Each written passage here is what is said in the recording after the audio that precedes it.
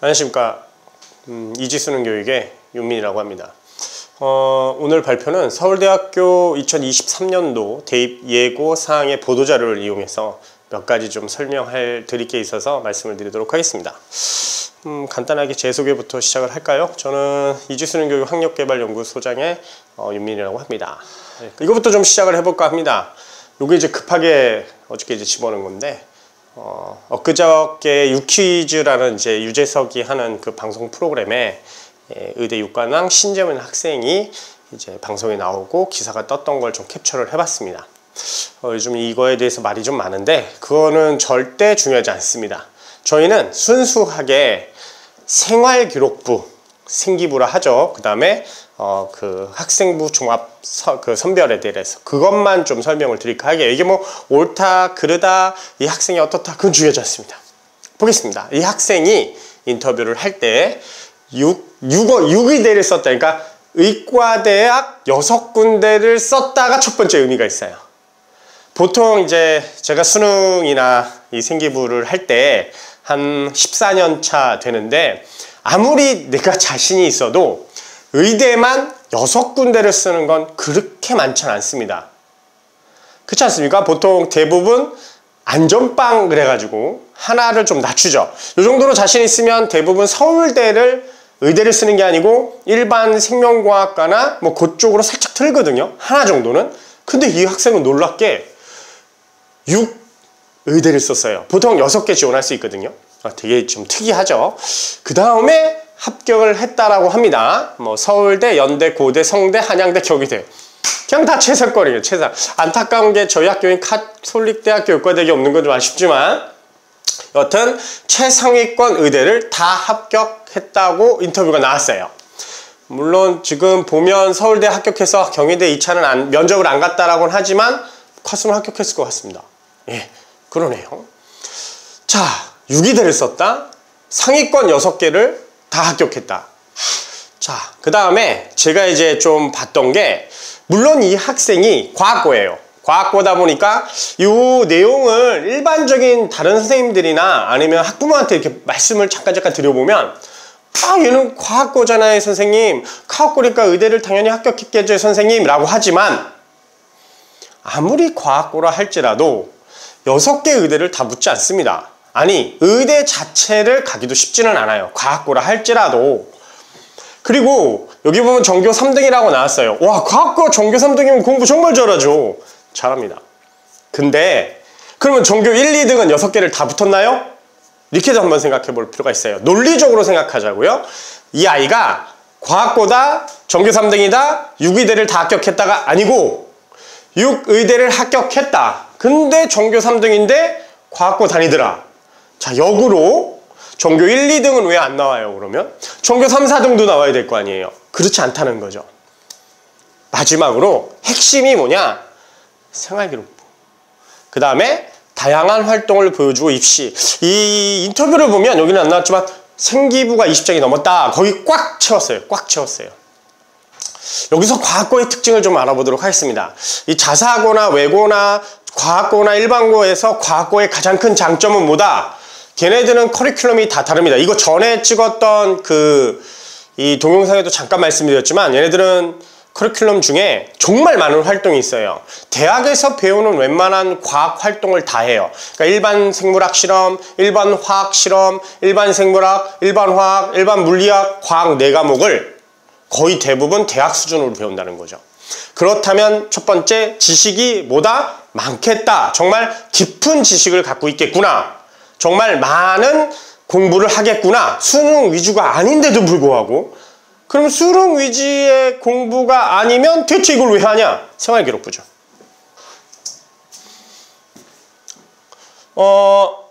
비교해서 하나를 올려드리겠습니다. 2020년도 합격 사례예요. 얼마 전에 나왔죠? 여기 보시면 2021학년도 인하대학교 의대에 합격했습니다. 여기 뭐라고 써있습니까? 일반고 내신 2.2.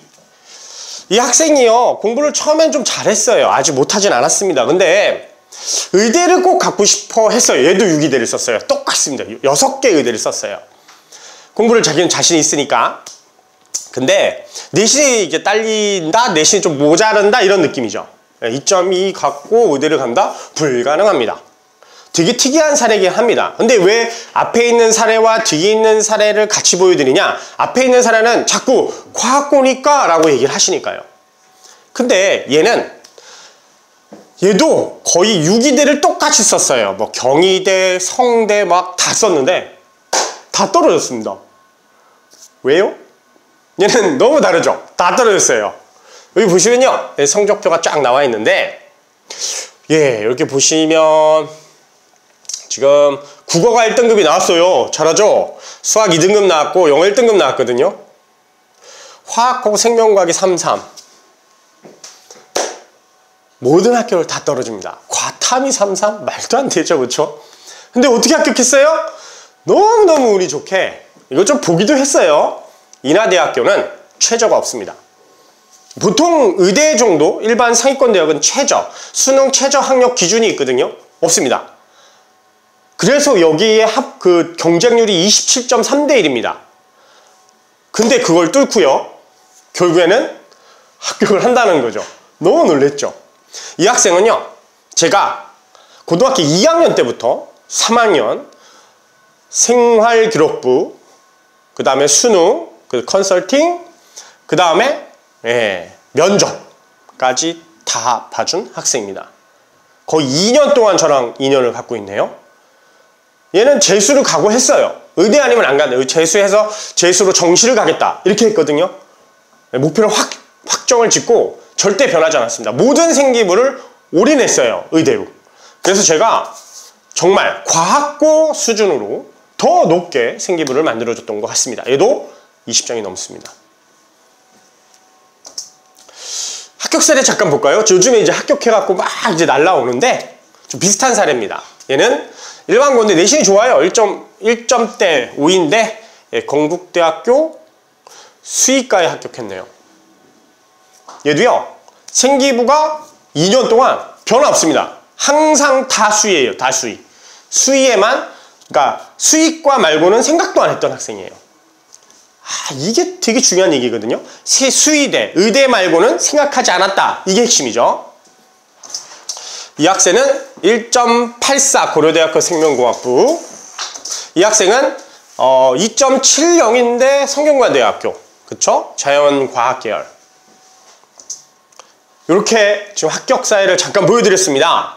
특히 앞에 있는 그 과학고 나왔다는 기사에 나왔던 그 학생, 그래서 서울대 의대에 합격한 학생, 그 다음에 인하대 의대에 합격한 학생은 저희, 그 다음에 건대 수의대, 이제 합격 사례가 계속 넘어오고 있는 상태에서 제가 지금 급하게 만들었는데, 느끼는 바가 있어요. 느끼는 바가. 같이 느끼시나요? 뭘 느끼셨어요? 내신 중요합니다. 그렇죠? 내신 중요하지 않다는 얘기는 절대 아닙니다. 생기부가 정말 중요하다는 걸 확인받는 순간이 아닌가, 이런 생각이 들어요. 과학고도 생기부가 좋았겠죠?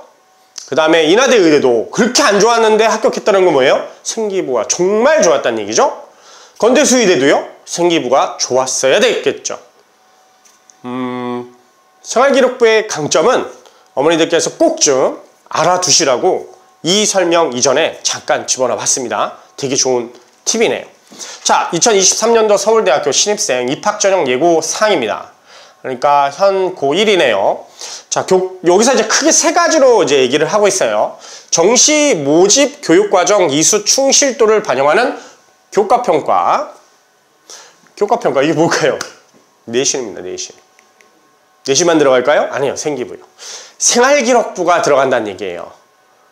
이게 약간의 좀, 기사를 보면 약간 꼼수다, 뭐 이런 얘기를 좀 많이 봤는데, 정시 비중을 2023년도까지 40%까지 올려라 라고 교육부나 정부에서 얘기를 하니까 서울대는 절대로 이 정시를 좋아하지 않습니다.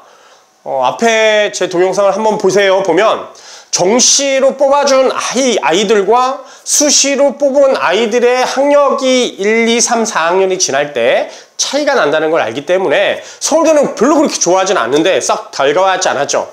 그래서 약간 이 허점을 빡 찌른 것 같아요. 그렇죠? 그래서 교과평가, 즉 생기부를 반영하겠다. 자, 그 다음에 그러려면 좀 많이 반영하는 것과 많이 반영하지 않는 걸로 나눠서 지역균형, 지균이죠. 지역균형이 원래 수시만 있었어요. 정시는 없었습니다. 근데 정시 모집에 지역균형 전형을 집어넣었다는 거죠. 이건 진짜 수시 하겠다는 거죠. 그렇죠? 그냥 대놓고 그래 정시 다시 올릴게. 근데 정시 뽑을 때 우리 생기부 볼게. 이 내용입니다.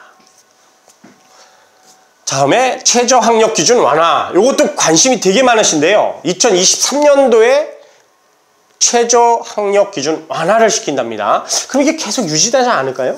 유지되지 않을까라는 생각이 좀 듭니다. 그렇죠? 교과 평가 도입 보겠습니다. 이 교과 이수 가산점을 개편해서요. 생활기록부 세특입니다. 그러니까 생활기록부에는 이제 창의 활동이 있고 봉사 동아리 활동도 있고 그 다음에 이제 교과 활동이 있는데 교과 활동을 세부 특기 사항 그래서 이제 비교과 교과로 나누지 않습니까? 교과 세특이요. 이수 과목 성취도 세부 능력 및 세부 특기 사항 생기부 늦겠다. 이수 충실도 내신 성취도 활동 물론 고등학교 1학년부터 A, B, C로 나누는데 요것도 말이 많잖아요. 아직까지는 정확하진 않지만 요거 퍼센테이지로 나온다는 말이 있어요. 그러니까 지금은 점수 1점, 이제 2점, 3점 이렇게 나왔는데 현 시점에서는 근데 A, B, C로 나누면 그럼 1.1하고 1.9하고 똑같은 거잖아요. 근데 거기에 뭐가 들어가냐면 전체 전체 인원의 몇 프로라고 이제 기재가 된다고 하더라고요. 그럼 결국엔 A, B, C, D라고 할지라도 우리가 그 학생이 공부를 어느 정도 이 수행을 하고 있는지 충분히 알 수 있습니다. 자, 교과평가 도입이 이렇게 되네요. 이 정시의 지역균형 전형을 만들어 놓고 수능이 60, 교과평가 세특이 내신과 세특이 40점. 어마어마하네요. 거의 반이네요. 그렇죠?